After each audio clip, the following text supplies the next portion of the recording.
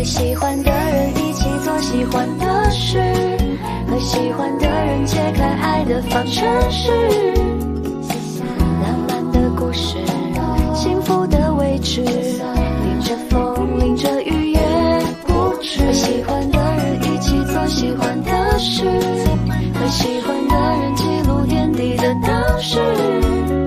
你的语言幼稚，都不必解释，紧握着彼此默契的实质。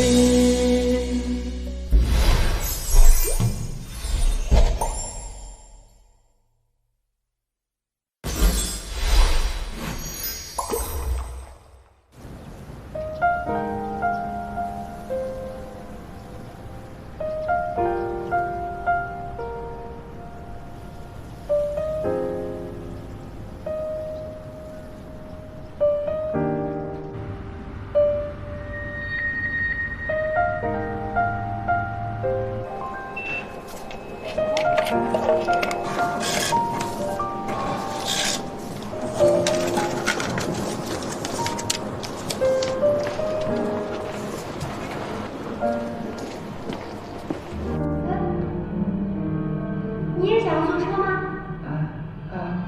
那个，让他也一块儿坐车吧。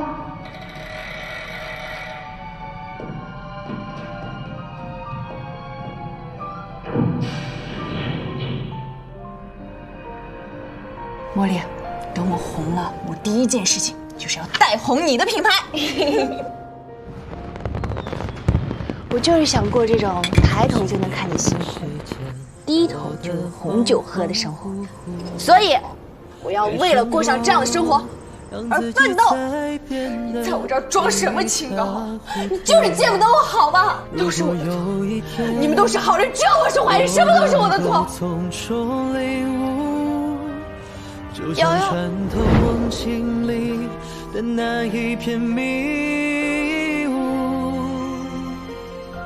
我慢慢去忘记它的口味，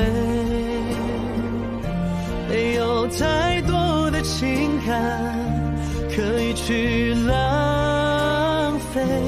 时间如果倒退，看电影不吃爆米花，太无聊了吧？避免我们成为彼此的。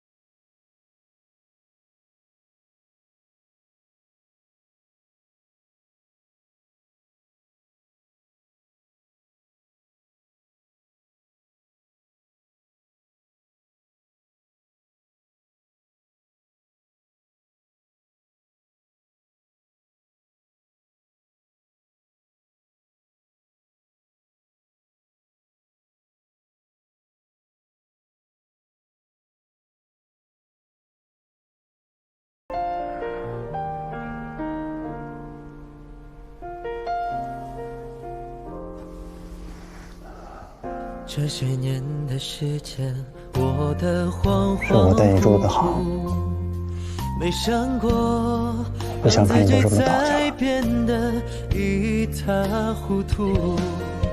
如果有一天我能够从中领悟，可是我还有路吗？就像穿透梦境里的那一片迷人生路这么长，我慢慢去忘记它的口味，没有太多的情感，如果你还相信我的话，可以去浪费。时间但是万一这一次看走眼了没有什么预备，避免我们成为彼此的软肋。我慢慢收起所有的防备，明天我来接你。不必担心在夜里还是会落泪，时间不会倒退，没有什么是非，不是所有梦境都会有完美，不再有完美。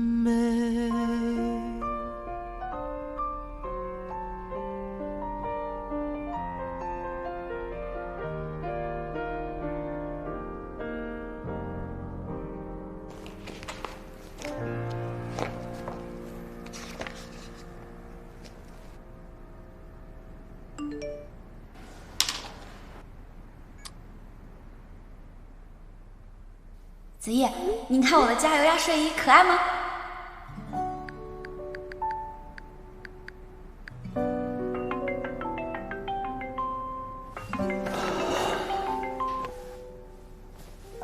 ？Hello， 茉莉。哎，子夜，你在哪儿啊？这么晚还在加班啊？我今天去见了我一个朋友，现在正用他的办公室写调研心得呢。哦，对，马上就到1个月了。你得给他们写那个调研报告了吧？那你是不是快回来了呀？忙完就回来了，不过现在有点麻烦，可能要再待上一段时间吧。甜品店比我想象的要多，有点看不过来了。你不会生我气吧？不会，当然不生气了。你是在为了你的梦想努力嘛，我永远都支持你。厂子那边怎么样了？看你的状态，应该是很顺利吧？顺利，非常顺利。现在整个厂子啊是红红火火，蒸蒸日上，就等正式推出的时候一鸣惊人了。那你一定把第一件留给我啊！我要当你的头号粉丝。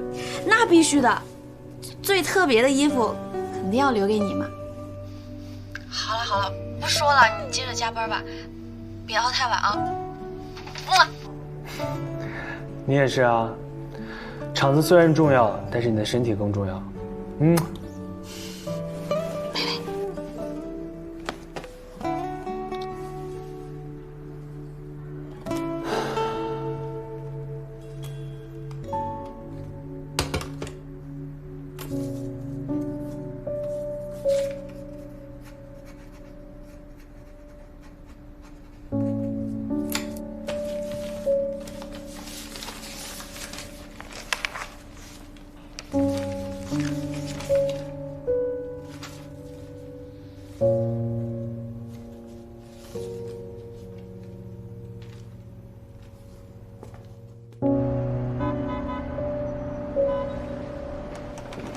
裴总好。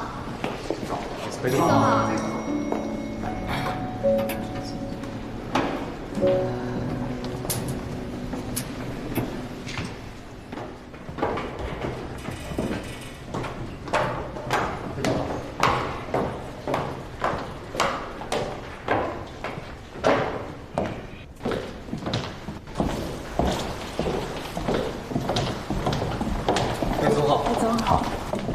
竟然没叫裴总，他不会闹掰吧？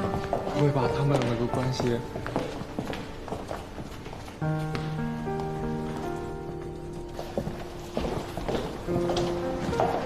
经过我们研究，东方贝拉作为国内新创高科技公司，主打仿生手的物质开发，具有很强的发展潜力和很大的可开拓市场空间。虽然在前期呢需要大量资金投入，但一旦投入市场，将会有迅速的资金回流和超额的盈利。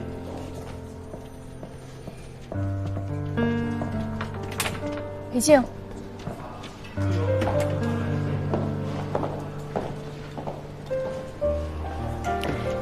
裴静，你听我解释啊，你的方案特别好，我没想要改你的方案，就是今天这个甲方有些棘手，我怕你跟他会起冲突，所以就让小王去讲了。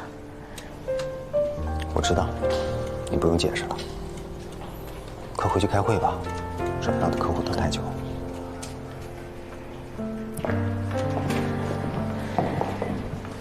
叶总，会还开吗？开。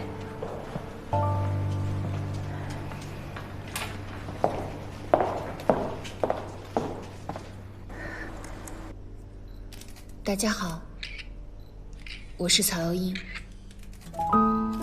之前因为我的个人不成熟行为，在公共场合辱骂重伤无辜的人，给社会和公众都造成了不良的影响，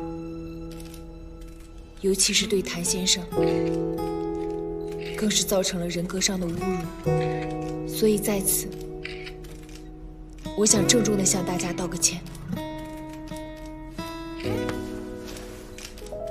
对不起。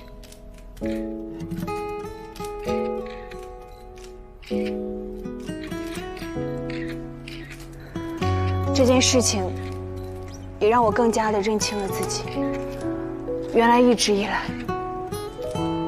我都活在一个自我构建的迷雾里，是我的过度自信和偏执，造成了今天这一切，伤害了一直以来保护我、关心我、支持我的人。所以今天，我也想向我最好的朋友和我曾经的经纪人说声抱歉，我之前让你们失望了。请问你对你自己之后的规划是怎么样的？我想从头开始，脚踏实地，从最基本的工作做起，也希望行业可以再给我一次从头开始的机会。听说你的事情是因为白氏集团的大公子白希洲而引起的。我承认，是我之前的任性，被感情蒙蔽了头脑。但是在我知道真相之后，我第一时间就退出了。我有自己的道德底线和原则，也绝对不允许自己做出有伤伦理的事情。白总，你找我？一会儿把这幅画摘了。好。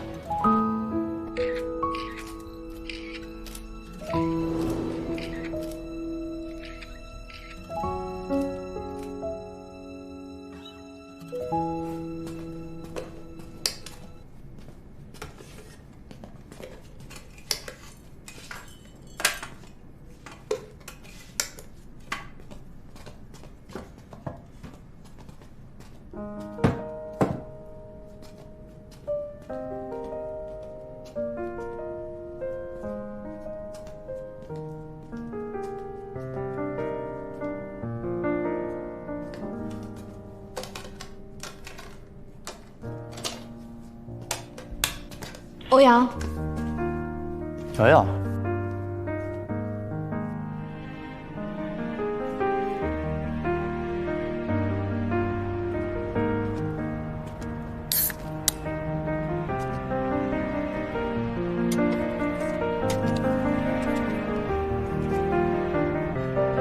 我今天来，就是来谢谢你。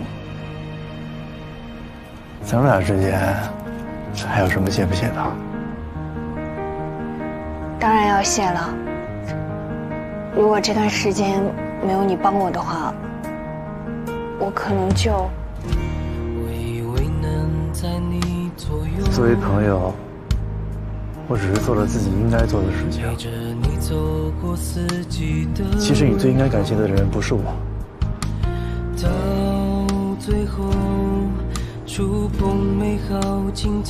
我明白。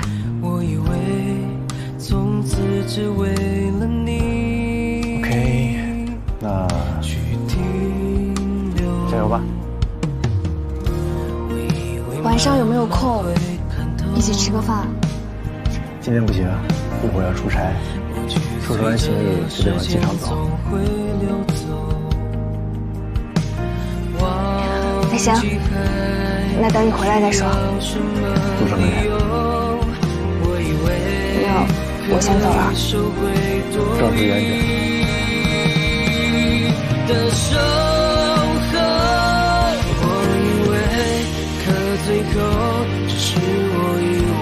欧阳，怎么了？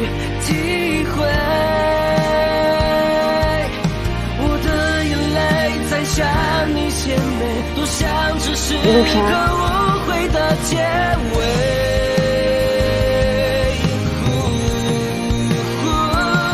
我不过一次次的自我陶醉，陷入的自以为是的罪，没有防备，一退无可退，再多的付出都被消费，是错，是错，是错，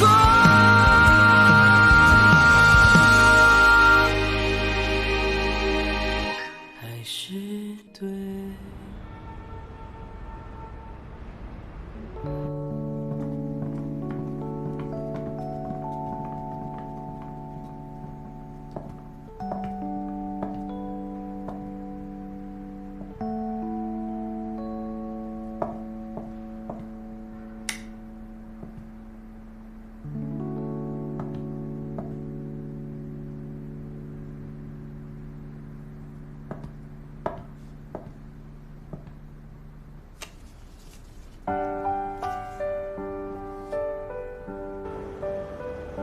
暖雨，很抱歉以这种方式和你告别。我认真的思考过，你要走的路，如果没有我，你会走得更好。回想起来，我突然间理解了当初曲墨的难过。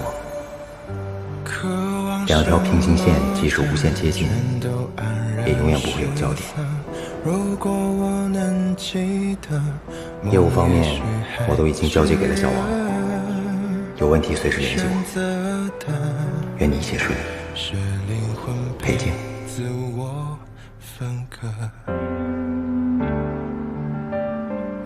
时间遗忘了白如第三人格，我用尽剩下的姿态随声附和，好像我这是5年来第一次有人给我过生日。孩总是需要听话的，而我需要你。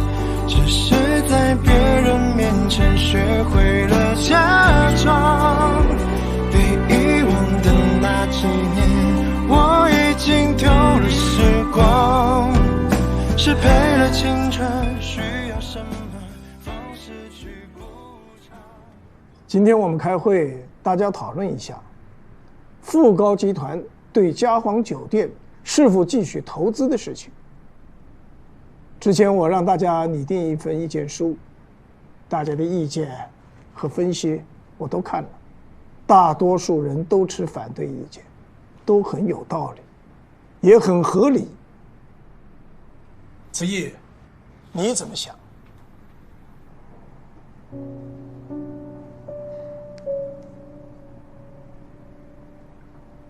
我支持投资。支持？这个决定有点太大胆了吧？这个事情肯定还要讨论。子毅，你知道我们公司的主要业务不是酒店吧？这次投资嘉皇酒店的目的，不在于眼下的收益，而是长远的布局。开会之前，我给大家发了一个文件，大家可以看一下。这是我这2天做的一份数据分析报告，结果显示，虽然投资嘉皇酒店的成本有点高，但在我们的可控范围内。如果成功的话，每年我们会得到15%到20%的固定回报率。方总，您是风险部的元老了，能不能帮我看一下这个文件有没有什么不准确的地方？子怡的这份报告数据很完整，结论是可以参考的。欢迎大家来到我们的直播间。大家可以看一下我们新上架的衣服，希望大家可以多多期待我们接下来新的上新哦。10件，又来了，11件。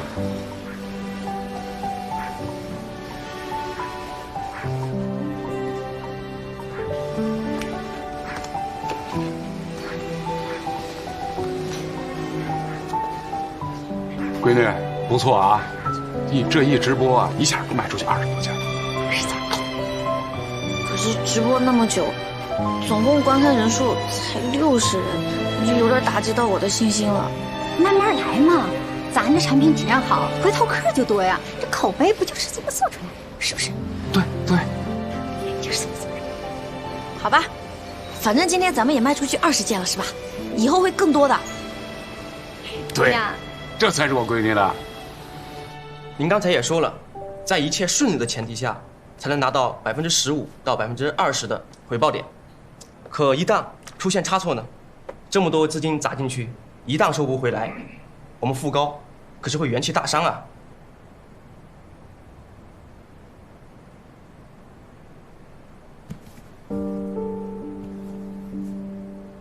投资总要是有风险的，但不能因为难我们就不做。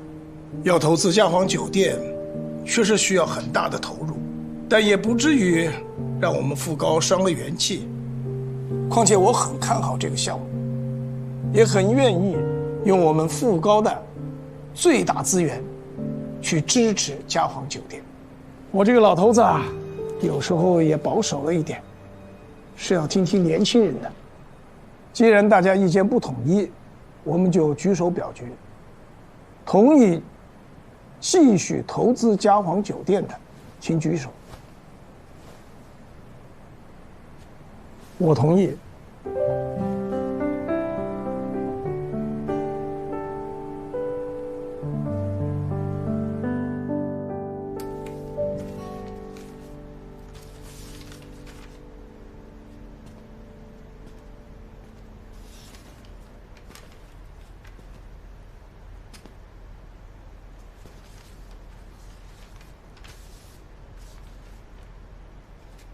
茉莉，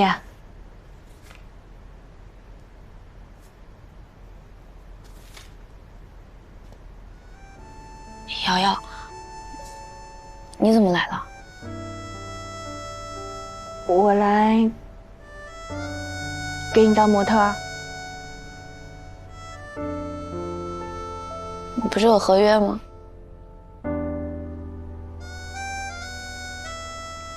现在已经没了。以后的事情，以后慢慢告诉你。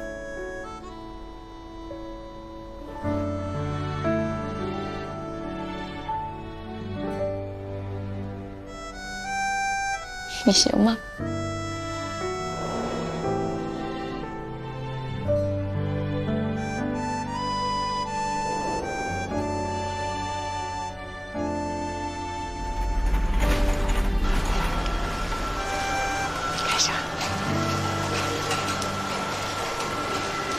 ？Hello， 大家好。今天呢是一个很特别的日子。第一，它是我和我最好的闺蜜瞿墨再次重逢的日子。第二呢，也是我这么长时间以来经历了这么多事情，重新开直播的第一天。我们今天有一个很重要的事情，就是要和大家分享一个陪伴了我们很多年的东西。那就是这只小灰鸭，能看到吗？这只鸭子呢，是茉莉在大学的时候就已经设计的。大学毕业的这一年，我真的特别佩服她。我还不能有点理想吗？做服装设计就是我想做的事儿。这个是我设计了好久好久的一条连衣裙。姐，加油，茉莉！加油！跟那些专业的设计师相比，就是张草纸。你有什么能力在这个市场上立足？瞿墨是一个很有天赋的设计师，瞿墨的设计理念确实与众不同，但这正是他的优点。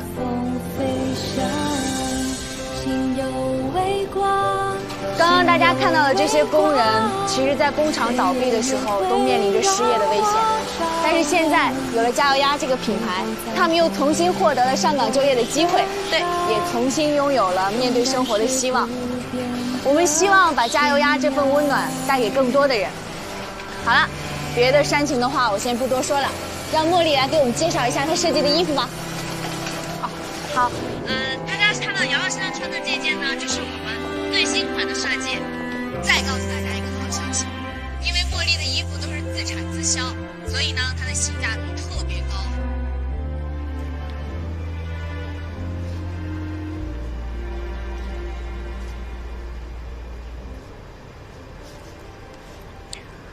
你和他怎么样了？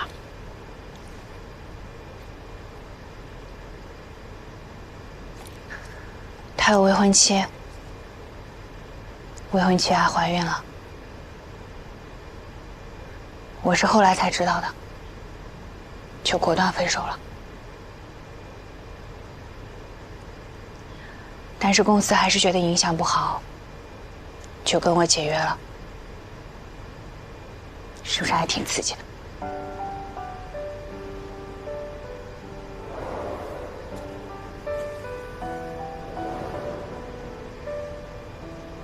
行了，我没觉得这是一件不好的事儿啊。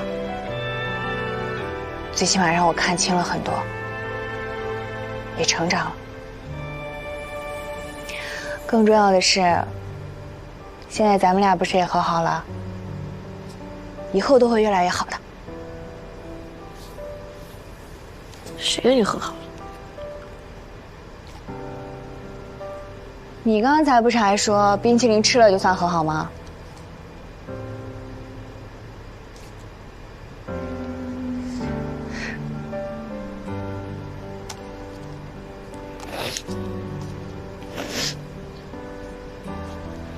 你是怎么找到这儿的？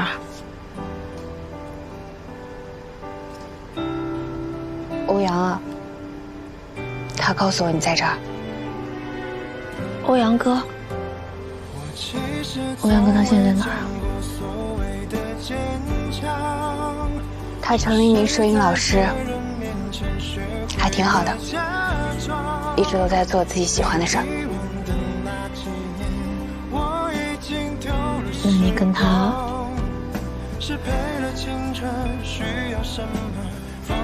他很好，特别好，甚至在我跌落谷底的时候，还一直都在帮我。其实有那么一瞬间，我差点就要跟他说，能不能一直留在我身边。但是我后来发现，那也只是感动，不是爱情，不能再陷一层一样。所以最后也只是跟他说了一声谢谢。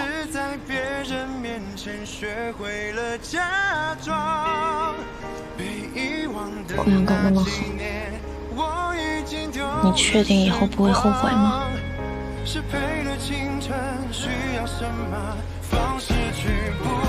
或许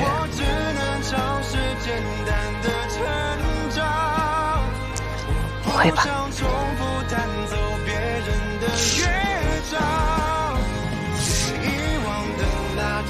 瑶瑶，你变了。我是变了，但是有一点没变。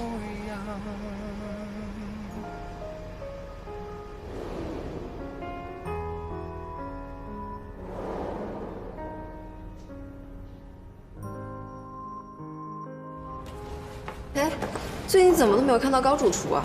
高主厨不干了，他出去上班去了。我们还想找他合影呢。对啊，对啊。合影找我呀，这不还有我呢？瞿梦回来了。哎，你怎么不说一声啊？南哥，哎，你刚说什么？高子怡她不回来了？我那面包还没好。南哥，我刚都听到了，你刚说高子怡她怎么回事？哎呦，你听错了。就是高子怡。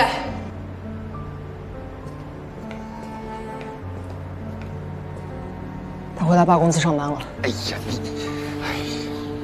我是不是早就说过这件事情不该瞒着他？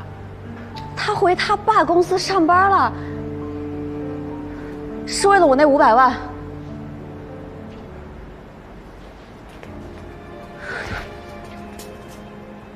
姐，你不会也要拦我吧？茉莉，你听我跟你说，你现在这样冲过去了，根本解决不了任何问题。咱们应该静下心来想想怎么帮助子怡。如果你执意要去，只会让她更加为难的。瞿墨，谢谢你们。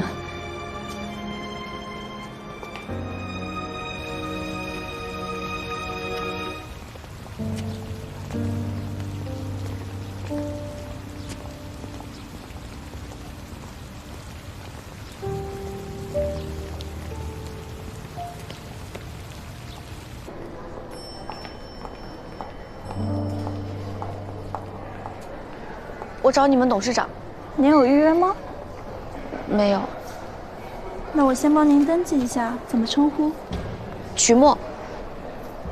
您跟我来。不用预约了吗？董事长交代过，您不用预约。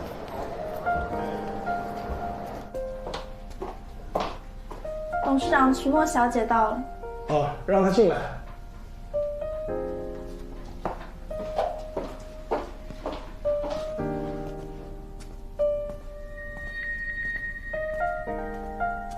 曲墨，您好。来坐吧。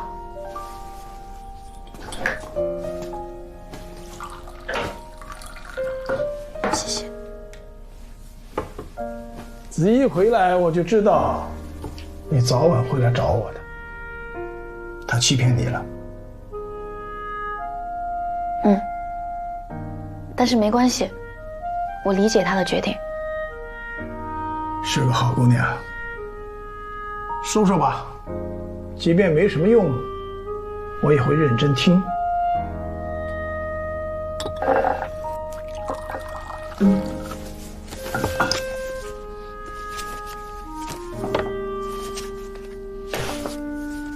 这个是工厂的资产清单和财务报表。等这次节日促销活动过去之后，我就把它们全部卖了，还给你。你是想让我收回投资，让子怡回去吗？我知道子怡这段时间过得有多么不开心，我不想她因为我的梦想放弃她自己的梦想。梦想？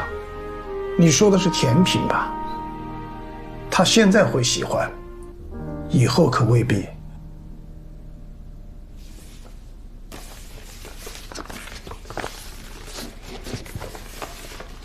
叔叔，您看，这个是子怡近几年来的计划。他把这个城市所有的甜品店都考察过一遍了，目的就是为了让自己的作品变得更好。也确实如他所愿，他的甜品的确吸来了一大波忠实粉丝。而且他还跟我说过，他希望在未来能拥有一家属于他自己的多元化的甜品品牌，在全世界都开分店，让所有的人都能尝到他做的甜品。叔叔，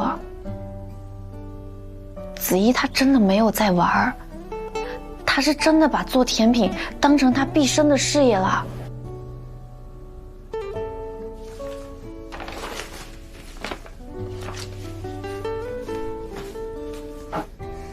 姑娘，你所在的富高集团市值1000亿，在几万人的生计面前，甜品那只是个甜品。可是甜品是高子怡的梦想啊，梦想没有高低之分。我没有跟你谈梦想，我在跟你谈现实。让我的儿子去做一个厨子，太可笑了，我也不能接受。我也知道，凭自己的3言2语，没有办法轻易改变您。但是我觉得，您也应该试着去理解理解您的儿子。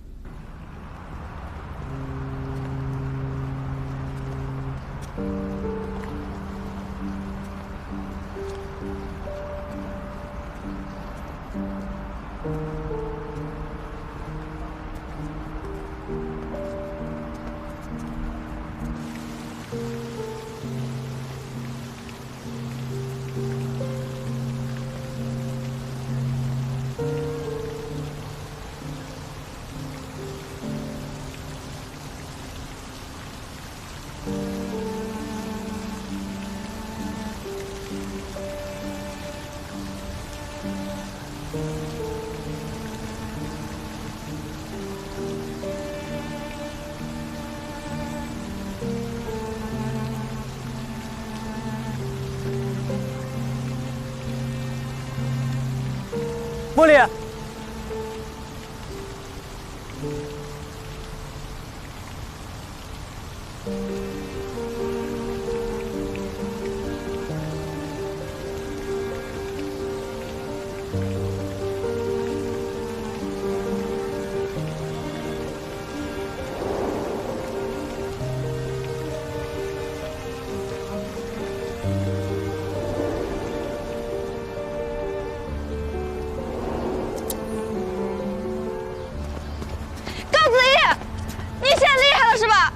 干嘛？当英雄是吗？谁允许你这么做的？骗我了！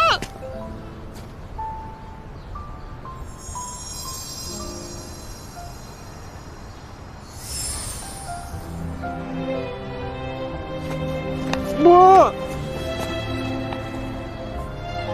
你咬我干嘛？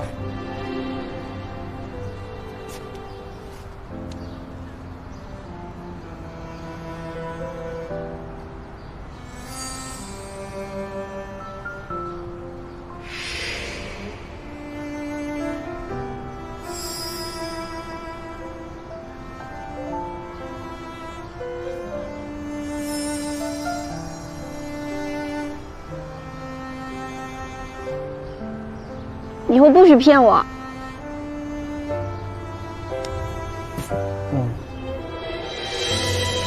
茉莉，别生气了，现在不是挺好的吗？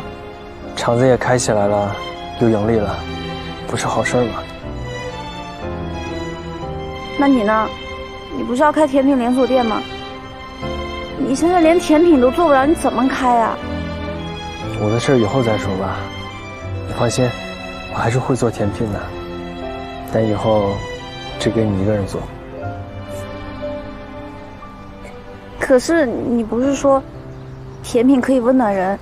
你想让那些不开心的人吃了你的甜品之后都变得开心起来，这才是你想做的事儿啊！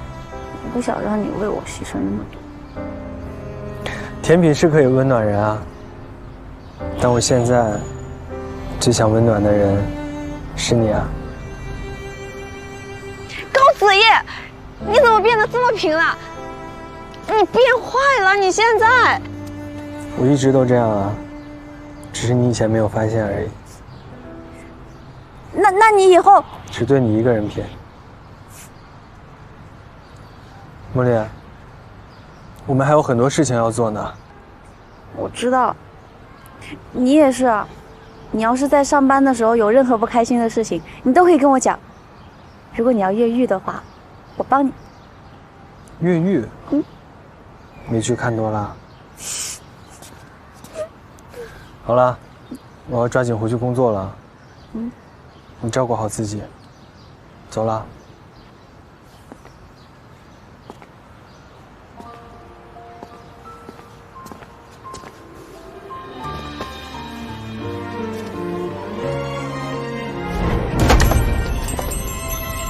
就算前路充满荆棘和泥泞，你的出现是沿途最美风景。就算难过有人不见，我知道你会相信我，因为有你为我遮风挡雨，让相遇变成最甜的蜜语，因为有你陪我欢笑哭泣，让眼神有我们的默契，因为有你给我爱的鼓励，让每个舞台都充满魔力，因为有你伴我一路前行。人的一生都在准备着，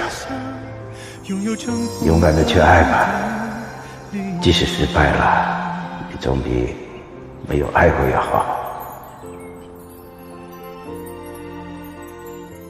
曾经我最好的朋友告诉我，努力就可以逆天改命。但是后来我发现，我的种种努力就只是为了迎合别人。我最终活成了一个戏子，在别人的故事里迷失了自己的路。但是现在我想放下这一切，虽然我还爱你，可是再见了。好，停。哎，你觉得他怎么样啊？还行，你觉得呢？不过他之前的事影响不好，那再考虑一下。谢谢你。回去等通知吧。好，谢谢导演。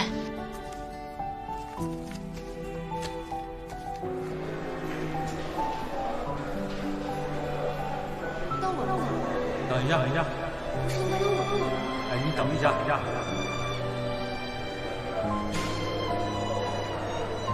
东兴，院长，我现在吗？是你是。你是刚来的哪？就跳跳。你倒是不行。你给领导打个电话吧。去你的！你把他约出来吃个饭吧。听说了吗？有个空降。并且我刚才说了，这款首饰的风格不适合摆那种比较性感的 pose。首饰是不是在我手上？我好看了，是不是更凸显出首饰的高贵典雅？所有的拍摄都是有主次之分的，我们做的是产品的广告，要以产品为主，而不是您的个人秀。如果您愿意的话，我们改变一下风格，既满足了产品的需要，还能帮助您打开在国民心中的刻板印象。戴总，如果今天冰冰姐搞不定的话，我们会……如果实在不行的话，那就只能请你让他们换人了。您考虑一下。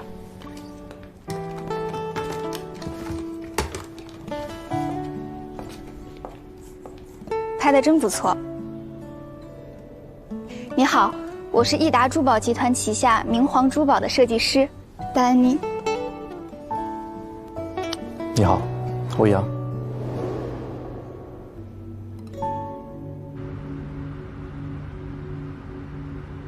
来吧，给我拍张照。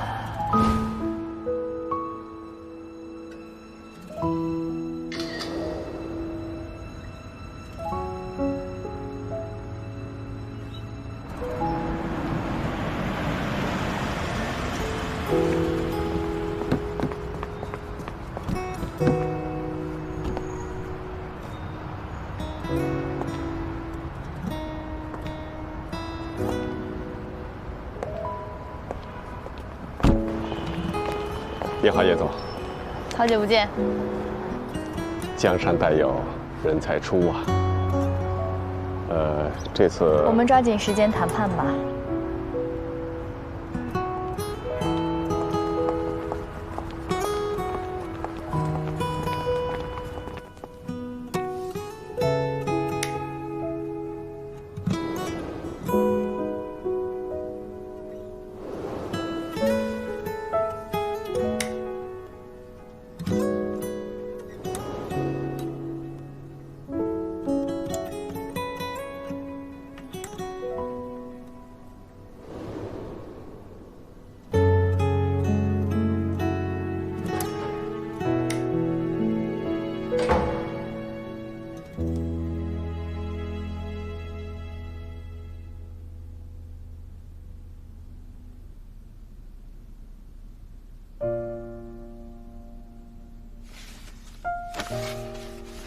由高副总裁领头的新能源车收购项目，董事会全票通过。今晚去吃饭呀？对呀，一起吃饭。姐，高总，我们想去聚个餐，您要不要一起啊？我就不去了，你们少喝点。您就去吧。你们去吧。董事长，高总，那您先忙。子夜，爸，有事吗？你为什么不去啊？我还有工作要忙。加班不要太晚，早点回家。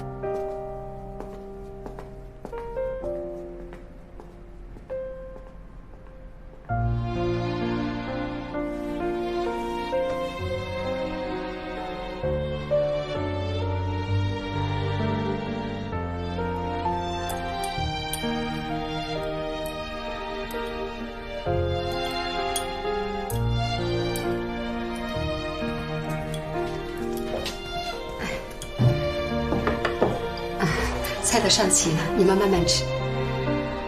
谢谢陈爷。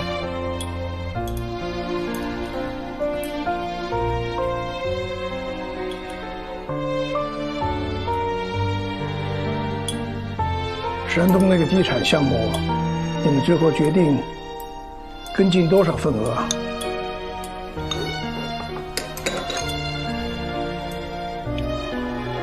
？33.8%。太保守了，直接40%嘛。我们去调查过那个项目的周边情况，没有那么理想，33.8%更稳妥。胆子大一点。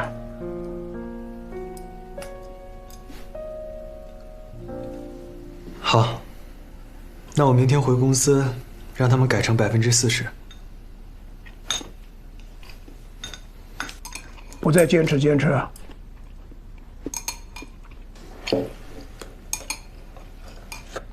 既然您都说了，我们就照做。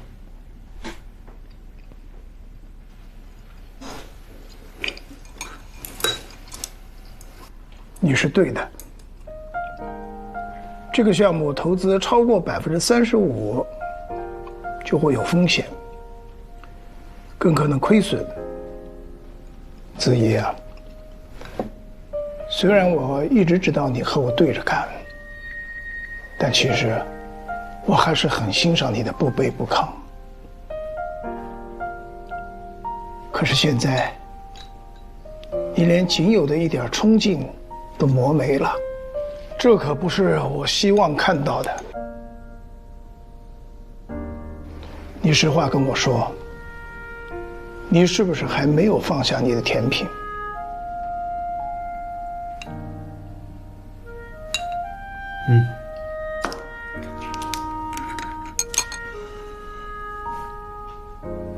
但是现在不一样了，我意识到，以前的我太以自我为中心，想事情也过于简单。自从我回到公司以后，我才发现公司的业务竟然这么复杂，你每天要面对的事情太多了，是我以前不理解你。长大了，会站在别人的角度思考问题了，比我强。吃饭。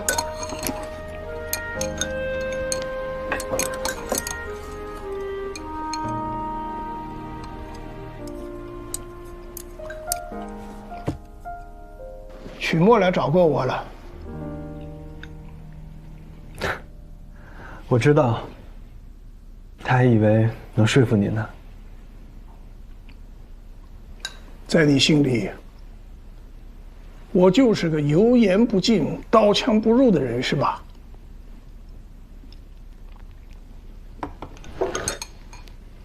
你回到公司啊，我还第一次看见你的笑脸。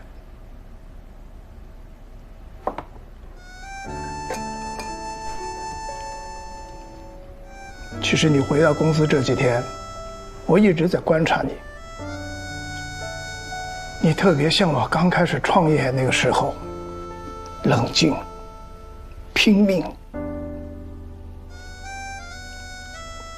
但也不是全像。你缺乏一点热情。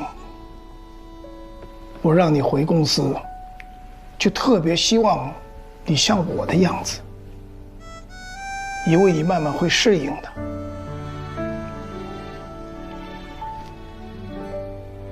可是我看到了，你的心不在这里。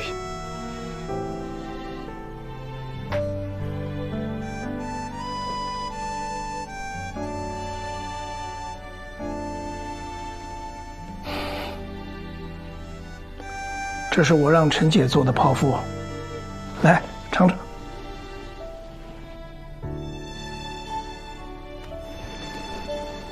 一把年纪了，研究了几天才做成。尝尝。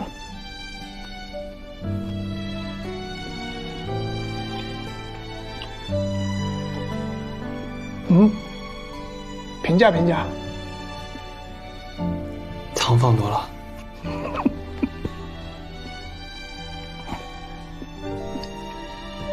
这姑娘不错啊，以后不要在公司见面了，带回家吧，啊？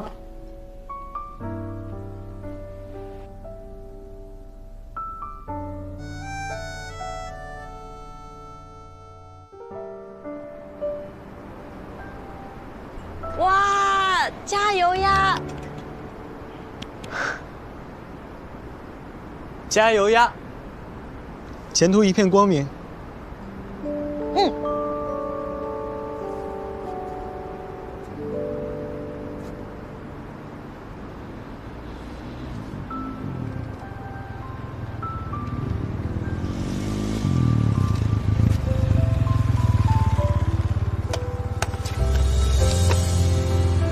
那个人好像是诸暨的店主。这盘专辑送你了，拿走吧。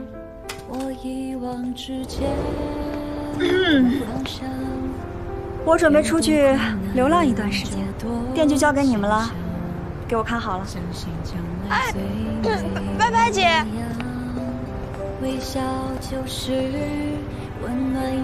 准备好了吗？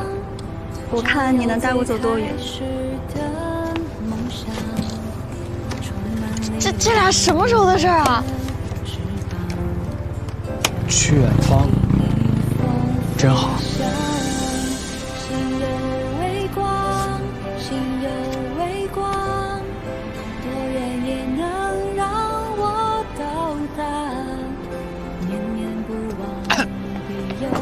受一点影响啊！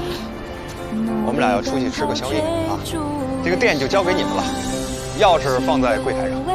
再见。好看吗？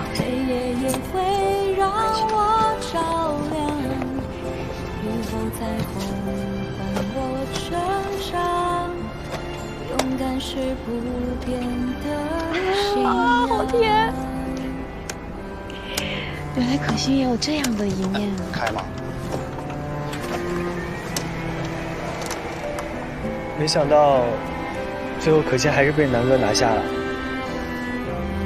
功夫不负有心人嘛！你看那个，加油呀！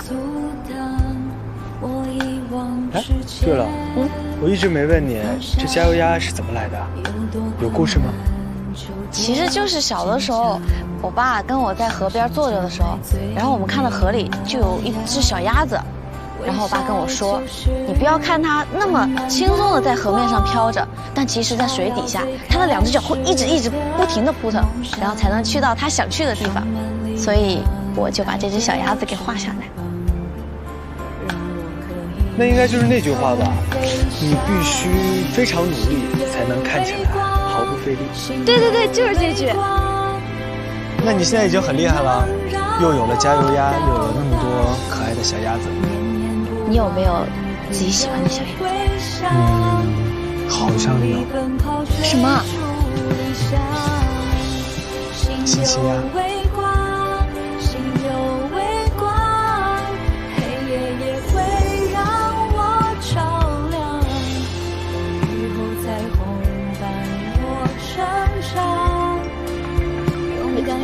电话，短信。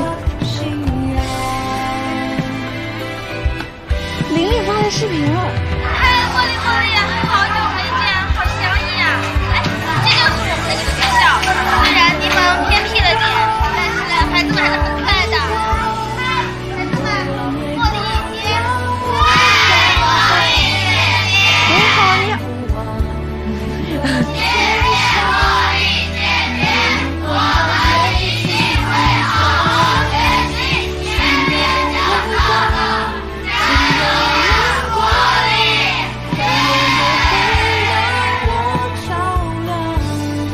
或许我一辈子也无法成为名扬四海的设计师，但至少我会一直走在这条路上。我喜欢看到别人穿着我设计的衣服时洋溢的笑脸，就像这些孩子一样，简单而美好。当我能用一件衣服给他们带去温暖和幸福时，我自己也被他们的笑脸温暖着，幸福着。我是瞿墨，一个走在路上的小小设计师。希望你也能找到自己的热爱所在，加油！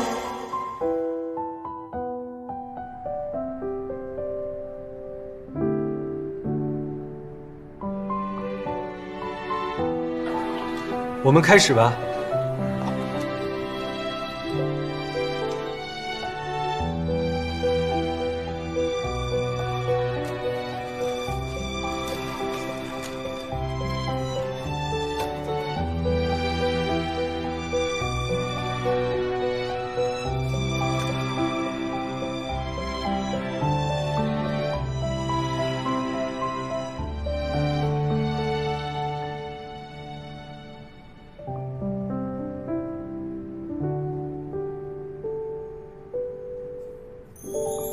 就算前路充满荆棘和泥泞，你的出现是沿途最美风景。